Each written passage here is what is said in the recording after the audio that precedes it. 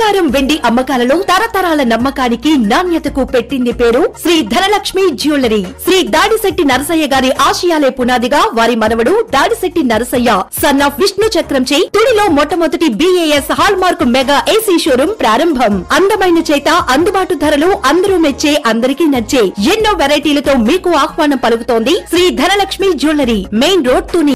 నమస్తే, my media వార్తలకు స్వాగతం. నేను మురళి.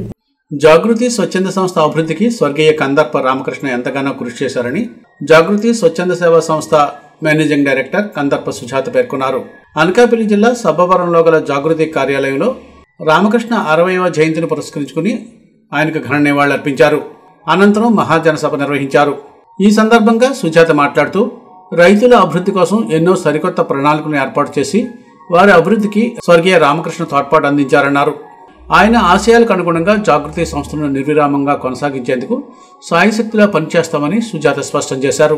ఈ కార్యక్రమంలో జాగృతి సంస్థ board director Resupudi Ramana, auditor Vadlamani Sudhakar, K Jyothi, మహిళలు, రైతులు పాల్గొన్నారు. సంస్థలో గత 25 సంవత్సరాలుగా పనిచేస్తానండి. 94లో సంస్థలోకి నేను రావడం జరిగింది.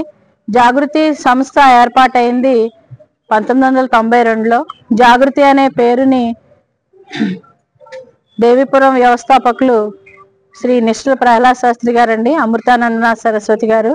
ఆయన సంకల్పం, ఆయన నాటిన విత్తనమే ఈరోజు 33 సంవత్సరాలు ఏర్పాటు చేసుకుని ఒక మహావృక్షంగా ఏర్పాటయ్యి దినదినాభివృద్ధి చెందుతోందండి. జాగృతి సంస్థకి మార్గదర్శకులు కందర్ప రామకృష్ణ గారు. స్వర్గీయ శ్రీ కందర్ప రామకృష్ణ గారి 60వ పుట్టినరోజు సందర్భంగా ఈరోజు జాగృతి సంస్థలో విగ్రహావిష్కరణ ఏర్పాటు చేయడం జరిగిందండి. సంస్థాపరంగా బ్యాంకింగ్ సెక్టార్తో పాటుగా స్వచ్ఛంద సేవా సంస్థని కూడా ఏర్పాటు చేశారు రామకృష్ణ గారు. దాంట్లో భాగంగా రైతు సంఘాలని 7 మండలాల్లో ఏర్పాటు చేశారు నాబార్డు వారి సహకారంతో. ప్రతి మండలంలో కూడా మహాజన సభని రామకృష్ణ గారు 60వ పుట్టినరోజు సందర్భంగా ఏర్పాటు చేసుకోవడం జరుగుతోందండి. ఈ సందర్భంగా రామకృష్ణ గారు మాకు రైతు సంఘాలకి ప్రతి మెంబర్కి కూడా ఆయన ఒక మార్గదర్శకులు, ఆయన ఒక వ్యవస్థాపకులు. ఆయన ఏర్పాటు చేసిన సంకల్పం, ఆయన ఇచ్చిన దృఢ సంకల్పంతో పాటు మేమందరం కూడా పనిచేయడం జరుగుతోంది. ఈ సందర్భంగా ఆయన 60వ పుట్టినరోజు సందర్భంగా జాగృతిలో పనిచేస్తున్న ప్రతి డిపార్ట్మెంట్లోనూ కూడా విగ్రహావిష్కరణ అనేది ఏర్పాటు చేయడము ఈరోజు ప్రత్యేకత అండి. విగ్రహావిష్కరణతో పాటుగా ఈ సంవత్సరంలో డెవలప్మెంట్ ప్రోగ్రామ్స్ కూడా ఏర్పాటు చేసుకోవడం జరిగిందండి.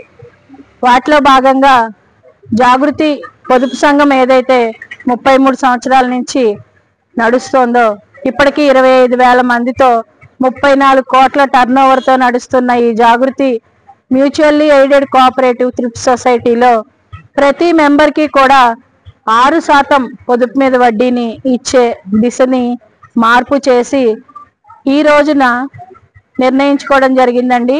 ఆ పొదుపు మీద ఇచ్చే వడ్డీ శాతం 8% వరకు ఇవ్వాలనే ఒక ఆలోచనని ఈరోజు మేము నిర్ణయించడం జరిగింది. ఈ కార్యక్రమం వచ్చే సంవత్సరం అంటే 25-26 సంవత్సరం ఏదైతే ఫైనాన్షియల్ ఇయర్ ఉంటుందో ఆ సంవత్సరం నుంచి అది ఇంప్లిమెంట్ అవుతుందండి. అదేవిధంగా జాగృతి సంస్థలో పనిచేస్తున్న స్వచ్ఛంద సేవా సంస్థని రామకృష్ణ గారి పేరుతో మార్పు చేయడము, దానిలో డొనేషన్స్ తర్వాత ఫండ్స్ కూడా కలెక్ట్ చేసి ఇంకా మంచి కార్యక్రమాలు స్వచ్ఛంద సేవా సంస్థ ద్వారా చేయాలని ఈరోజు సార్ బర్త్డే ద్వారా నిర్ణయించుకోవడం జరిగిందండి. అదేవిధంగా సంస్థలో పనిచేస్తున్న 7 మండలాల రైతు కుటుంబాల్లో